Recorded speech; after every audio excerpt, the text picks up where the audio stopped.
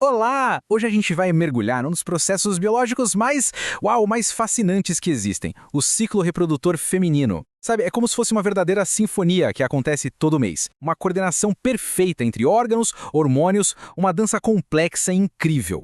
Para a gente entender essa orquestra, o nosso caminho vai ser esse aqui. Primeiro, a gente conhece o palco e os músicos. Depois, quem comanda tudo, os maestros. Aí a gente entra na dança mensal dos ciclos, na origem da vida com a célula principal. E, para fechar, aquela janela de tempo super importante para o novo começo. Vamos nessa? Beleza, então. Começando pelo começo, né?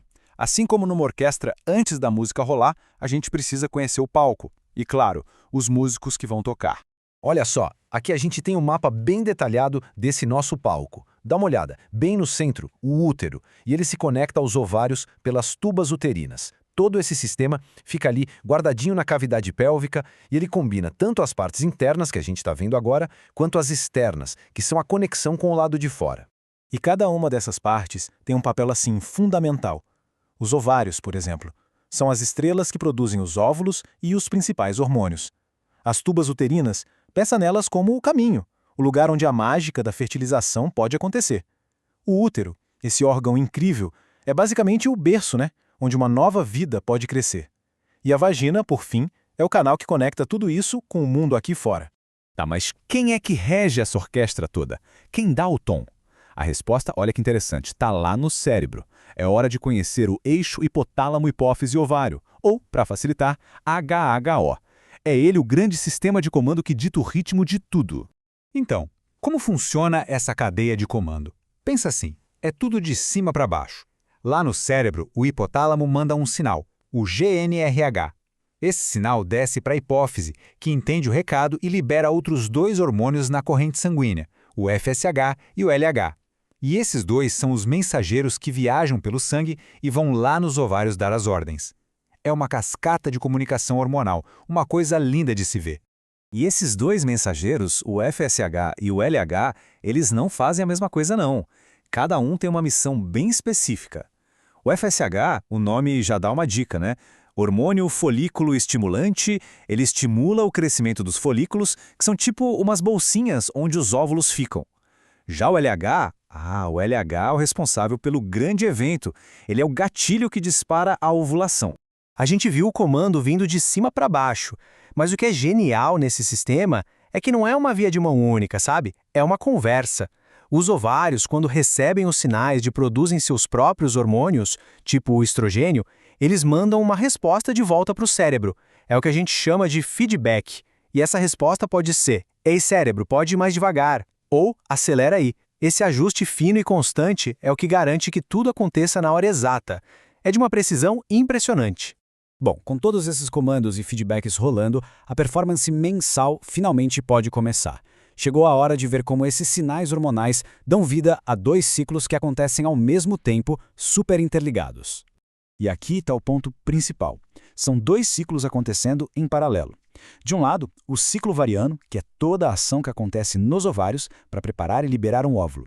Do outro lado, ao mesmo tempo, está rolando o ciclo uterino, que é o útero se arrumando, preparando o terreno para uma possível gravidez. São dois eventos em lugares diferentes, mas totalmente sincronizados.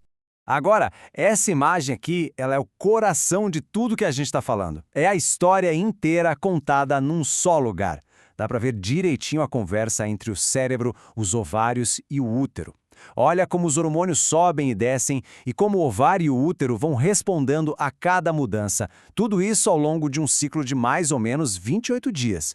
É fantástico. Vamos então passar por esse cronograma juntos. A primeira metade é a fase folicular. O FSH está em alta, fazendo os folículos crescerem e produzirem estrogênio, e esse estrogênio age lá no útero, engrossando a parede interna.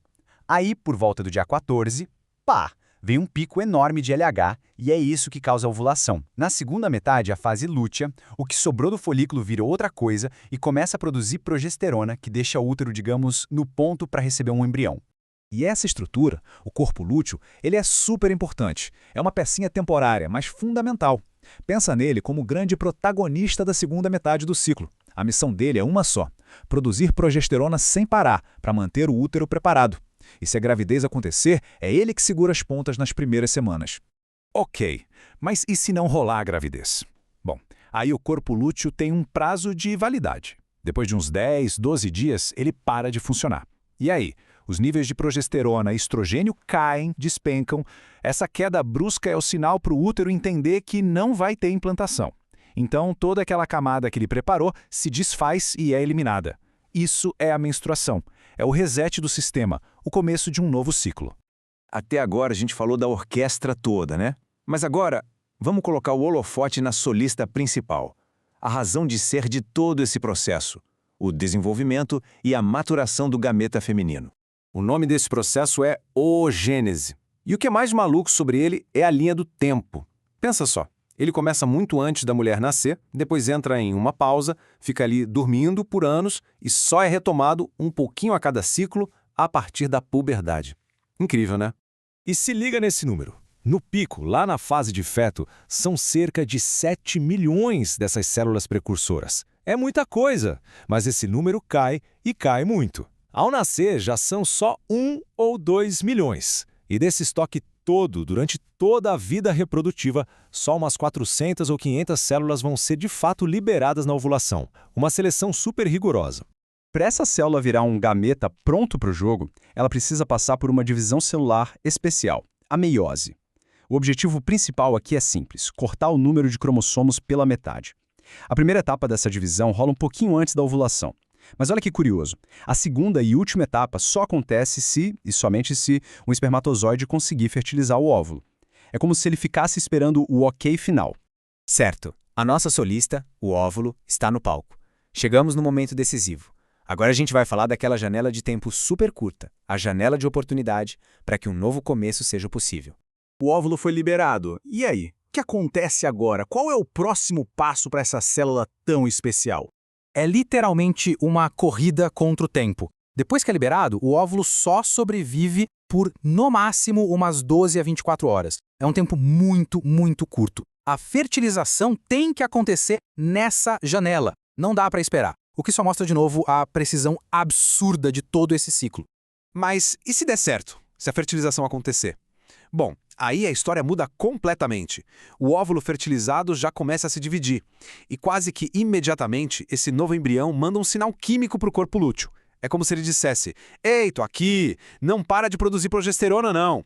E com essa progesterona em alta, o útero fica lá, firme e forte, e o ciclo menstrual é pausado para dar início à gravidez. E é isso, chegamos ao fim da nossa jornada. Uma orquestra de hormônios perfeitamente afinados tocando a sinfonia da vida, mês após mês. Fica a reflexão, né? Sobre como esse sistema é delicado e complexo. O que acontece quando um único instrumento desafina. Entender como essa biologia incrível funciona é o primeiro passo para a gente valorizar essa complexidade toda. Valeu pela companhia nessa exploração.